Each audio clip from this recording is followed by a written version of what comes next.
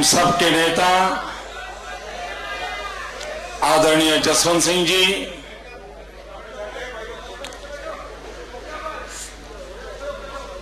वयोवृद्ध तपोवृद्ध आदरणीय आनंद शंकर पंड्या जी, श्रीमान उद्धव जी,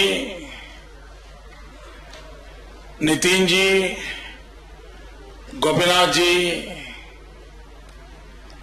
मंच पर विराजमान सभी वरिष्ठ महानुभाव और इतनी बड़ी संख्या में पधारे हुए भाई और बहनों, जो इस सभागृह के बाहर है, मैं उनकी क्षमा चाहता हूं, लेकिन इतना विश्वास देता हूं कि बाहर निकलते समय जो बाहर खड़े हैं उनको प्रणाम कर करके जाऊंगा।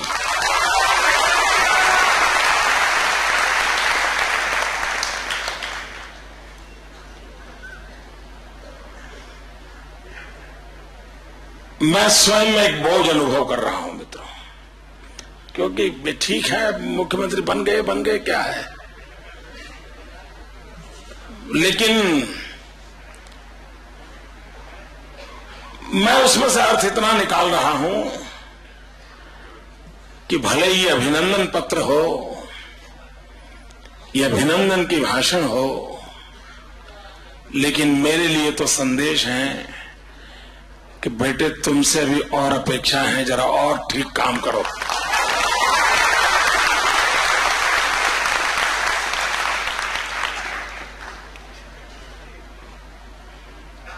मैं और एक भाव मेरे मन में जग रहा है। आमतौर पे राजनीतिक जीवन में चुनाव के बाद जब विजय होता है तो पहले 4-6 महीने का कालखंड रहता है जो स्वागत वगैरह के लिए एक अच्छी मौसम मानी जाती है। स्वागत सम्मान के लिए पद प्राप्ति के 6 महीने तक मामला ठीक रहता है। शायद ये अपवाद है कि मेरे कार्यकाल के 6 साल के अंतकाल में सम्मान हो रहा है, वरना आज देश की राजनीति ऐसी है कि 6 महीने सम्मान चलते हैं, बाद के 6 महीने सम्मान का कार्यक्रम समाप्त होता है, लोग प्रतीक्षा करते हैं अब ये मेहरबान क्या करेंगे, और 1 साल के बाद मेमोरेंडम आना शुरू हो जाते हैं, 1.5 साल के बाद प्रदर्शन शुरू होते हैं, 2 साल के बाद पुतले जलाए जाते हैं।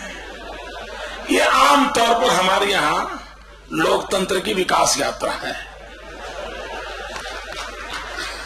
आज 6 साल के बाद भी अगर मुझे इतना प्यार मिल रहा है,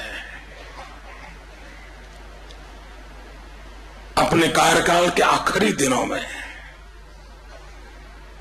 सम्मान होता है,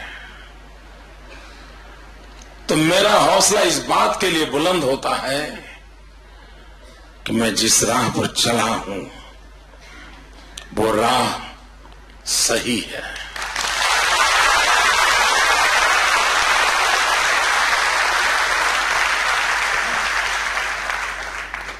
और मैं आपको वादा करूं, मुसीबतों से मैं कभी, मुझे कोई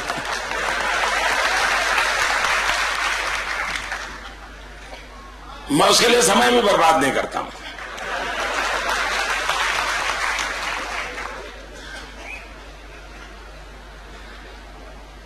लेकिन मैं आपको वादा करता हूं कि न मेरी राह में कोई डायवर्जन आएगा और न ही कभी डाइल्यूजन आएगा।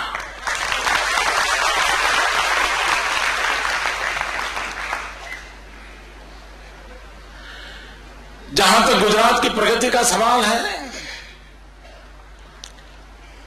मित्रों, कभी कभी हमारे देश में एक निराशा फैल जाती है। आजादी के 60 साल हो चुके हैं, हम लोगों को लगता है क्या ये देश प्रगति कर सकता है? क्या देश ऐसा ही चलेगा? क्या सब कुछ डूब जाएगा क्या? और बहुत एक समाज बहुत निराशा का अनुभव करता है। मेरी कोशिश ये है कि गुजरात के एक प्रयोग के माध्यम से मैं पूरे देश में एक विश्वास दिलाना चाहता हूं, सब कुछ डूब नहीं चुका। आप निराश मत होइए। आशा करने के लिए बहुत सी बातें आज भी इस देश में मौजूद है दोस्तों। और ये जो निराशा का माहौल है उसे हमें भेदना है, लेकिन वो भाषणों से नहीं भेदा जा सकता। क्योंकि लोगों ने इतना उनकी आशाएं इतनी निराशा में परिवर्तित हुई हैं। उन्होंने जो सोचा था उसको इतने बुरी तरह वो पीट चुके हैं कि अब वो कोई वादा करे, भाषण करे तो मान लेंगे, ये संभव नहीं है। और इसलिए धरती पर स्वर्ग उतार करके दिखाना पड़ेगा।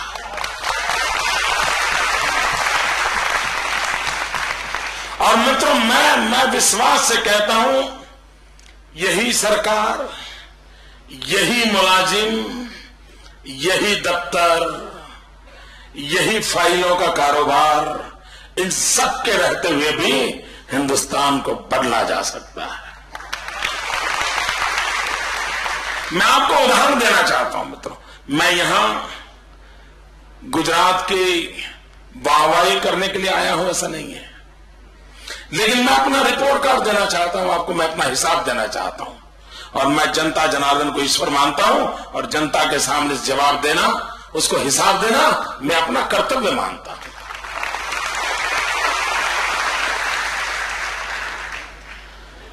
मित्रों, यही व्यवस्था के बावजूद भी, अब देखिए मैं कुछ फिगर्स वगैरह बताऊं तो आप तंग नहीं आ जाएंगे ना?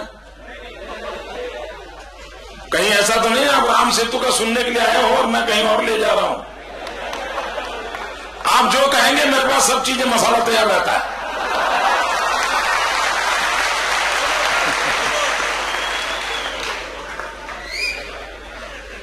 मित्रों, मैं जिस समय गुजरात में मुझे दायित्व मिला, ये 7 अक्टूबर को 6 साल पूरे हो जाएंगे। और हमारे गुजरात को पता नहीं, आप महाराष्ट्र से जब हम निकले, आप हमारे बड़े भाई हैं, हम छोटे भाई हैं, 1960 में निकले। पता नहीं वो कौन सा मुहूर्त था, क्या था। मेरे यहां किसी मुख्यमंत्री की आयु 2.5 साल से ज्यादा नहीं होती है। 2.5 साल तो बहुत हो गया भाई। मुझे 6 साल काम करने का अवसर मिला है, सबसे लंबे समय तक काम करने का अवसर मिला है। जब मैं इस कार्य को मैंने संभाला, तब मेरे राज्य में रेवेन्यू डेफिसिट 6,700 करोड़ रुपीस थी। 6,700 करोड़ रुपीस। मित्रों, गुजरात में 6 साल में एक नया पैसा भी टैक्स में बढ़ोतरी नहीं की गई है। एक नया पैसा नहीं। ऊपर से डायमंड वालों ने कहा ये वैट का हमारे सर पे पड़ा हुआ है, निकाल दीजिए, निकाल दिया। और ऐसा तो बहुत कुछ निकाल दिया, मैंने बहुत कुछ निकाल दिया है। उसके बाद भी आज मेरे राज्य 3 साल से सरप्लस बजट दे रहा है। रेवेन्यू डेफिसिट नहीं है, सरप्लस है। और ये कैसे हुआ? तो हमने जो सरकार में फालतू खर्चे होते हैं उसमें कटौती की, मित्रों। और जब ये कटौती करते हैं तब कितनी दिक्कतें होती है उसका आपको मैं अंदाज दे रहा हूं। जैसे मैंने एक फरमान निकाला, मेरी सरकार का कोई भी अफसर होगा, किसी भी बोर्ड कॉर्पोरेशन के में एमडी होगा, कुछ भी होगा, लेकिन वो हवाई जहाज में इकोनॉमी क्लास में ही दौरा करेगा। वो कितना ही बड़ा साहब होगा, वो 5 स्टार होटल में नहीं रहेगा, वो मेरी सरकार के जो भवन बने हैं उसी में रहेगा। वो कितनी 4 कंपनियों में डायरेक्टर होगा, कुछ भी होगा, लेकिन घर में टेलीफोन एक ही होगा, गाड़ी एक ही होगी। मतलब बातें छोटी होगी, लेकिन साहस चाहिए। इन चीजों के लिए साहस चाहिए। और कभी तो डर लगता है यार, ये सारी ब्यूरोक्रेसी खिलाफ हो जाएगी तो क्या होगा। होगा क्या, मुझे बताइए भैया। मैं सबको पूछता हूं क्या होगा। मित्रों, कुछ फर्क नहीं होता है। आज मुख्यमंत्री थे, नहीं हो गए, तो इससे कोई आसमान गिरने वाला नहीं है, इससे कोई आसमान गिरने वाला नहीं है मित्रों। और उसी मिजाज से काम करता हूं दोस्तों, कोई परवाह नहीं।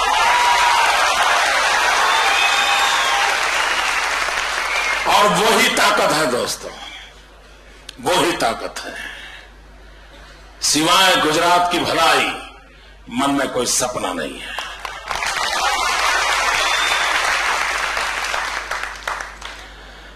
मित्रों, इस कटौती के कारण बहुत बड़ा परिवर्तन आया, एक डिसिप्लिन आई। मित्रों, फाइनेंशियल डिसिप्लिन क्या होती है, मैं आपको एक उदाहरण देता हूं। आप कभी बाय रोड गुजरात गए होंगे, तो महाराष्ट्र से गुजरात में एंटर होते समय एक आपका चेक पोस्ट होता है ओछार का, और उधर गुजरात की तरफ चेक पोस्ट होता है भिलाड़ का। एक ही रास्ता है। जितने व्हीकल गुजरात के भिलाड़ चेक पोस्ट से गुजरते हैं, उतने ही ओछार के चेक पोस्ट से गुजरते हैं। कोई हवा जहाज चला तो नहीं जाता है, कोई जाना ही जाना होता है। समझ आता है बात क्या बताता हूं जी। उतने ही व्हीकल ओछार से गुजरते हैं, उतने ही व्हीकल भिलाड़ से गुजरते हैं। लेकिन मेरे राज्य में गत 5 वर्ष में महाराष्ट्र से 2,39,52,52,00,000 रुपया अधिक मेरी इनकम हुई है। वो 1 किलोमीटर दूरी पर ओछार है मित्रों, और इधर भिलाड़ है। वो ही व्हीकल, उतने ही व्हीकल, कोई नया व्हीकल नहीं। उसके बाद भी गुजरात की तिजोरी में 5 साल में 2,39,52,00,000 रुपया महाराष्ट्र से ज्यादा। इसका मतलब आप हिसाब लगाइए, ओछार की वो कौन सी गले मोहल्ले हैं जहां से रुपये घर करके चले जाते हैं।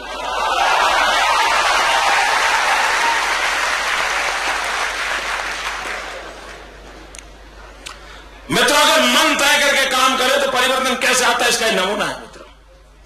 मुझे याद है, हमारे देश के एक प्रधानमंत्री ने लाल किले से भाषण किया था, और तब मैं मुख्यमंत्री नहीं था।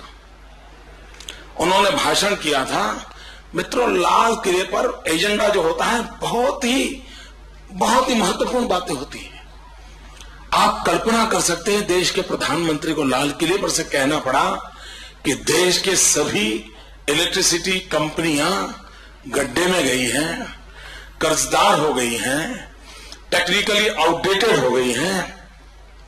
देश को अंधेरे में झोंकने का काम इलेक्ट्रिसिटी कंपनियां खुद करती चली जा रही हैं। इसको कभी न कभी देश को बचा, ये चिंता लाल किले पर से व्यक्त की गई थी।